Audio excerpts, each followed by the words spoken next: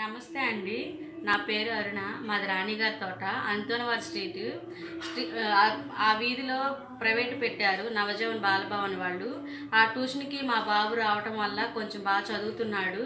అలాగే మాలాంటి పేద ప్రజలకు ఇలాంటి ట్యూషన్ పాయింట్స్ పెట్టారు.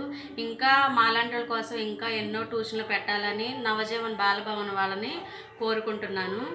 మా పిల్లలు ఇలా ట్యూషన్లు పెట్టడం వల్ల కూడా మాలాంటి మధ్యతరగతి వాళ్ళు బయటికి వెళ్ళి చదివించుకోలేని స్థితిలో మేము ఉంటున్నాము. గవర్నమెంట్ స్కూల్లో చదివించుకుంటున్నాము. ఇలాగే ఫ్రీగా పెట్టిన ట్యూషన్లలో జాయిన్ చేసి అలాగే చదివించుకుంటున్నాము.